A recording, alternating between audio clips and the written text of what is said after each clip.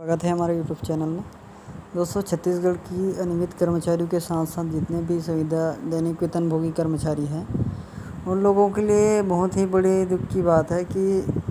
जिस प्रकार से संविदा कर्मचारियों को एक कम वेतनमान के साथ साथ उनके जो कार्य की प्रगति है बहुत अच्छी क्रियान्वयन की जाती है, उसी के साथ साथ संविदा कर्मचारियों के लिए यहाँ पर शासन द्वारा जो एक उनके बीच जो नाराज़गी के प्रति छत्तीसगढ़ अनियमित कर्मचारियों संघ ने पदाधिकारियों से नाराज़गी जताते हुए कलेक्टर को ज्ञापन सौंपा है, क्योंकि राजीव गांधी शिक्षा मिशन समग्र अंतर्गत जो लेलुंगा में पदस्थ संविदा कर्मचारी थे, जिनमें से लेखापाल जो 9 वर्ष की सेवा उपरांत भी अपनी सेवा कार्य से मुक्त कर दिया गया है, जिसकी कहा जाए तो 9 वर्ष की सेवा भी देना शासन को कोई किसी कर्मचारी की तरह बहुत बड़ी बात है। तो 9 वर्ष के बाद भी उनको कार्य करने के बावजूद भी उसे कार्य से मुक्त कर दिया गया है। तो इस प्रकार से संविदा को इस तरह निकाले जाने के लेकर अनियमित कर्मचारी के संघ ने और पदाधिकारियों ने भी नाराज़गी व्यक्त करते हुए कलेक्टर के समक्ष अपनी ज्ञापन सौंपकर उसकी बहाली करने की मांग की गई है। इसी प्रकार से असंगठित कर्मचारी संघ की ओर से जो बताया गया है कि जो लेलुंगा विकास खंड के समग्र शिक्षा अभियान के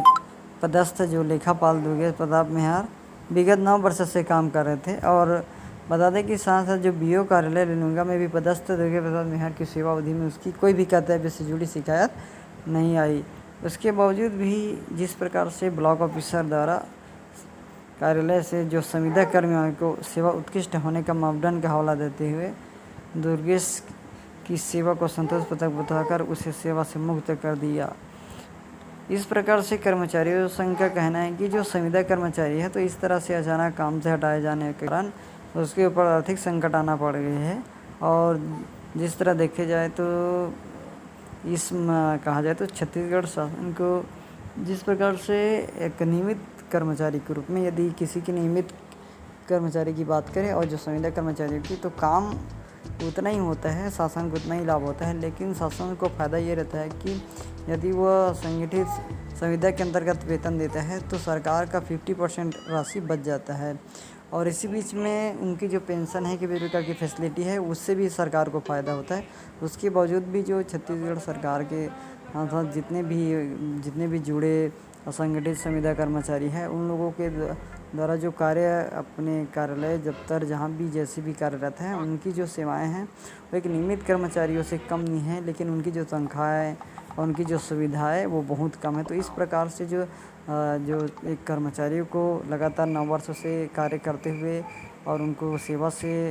मुक्त कर देना यहाँ बहुत बड़ी दुख की बात है। तो इस प्रकार से कलेक्टर को ज्ञापन सौंपकर उनकी बहाली की मांग की गई है, क्योंकि यहाँ उनके लिए उनके पारिवारिक जीवन के लिए बहुत ही बड़ी संकट की बात आती है।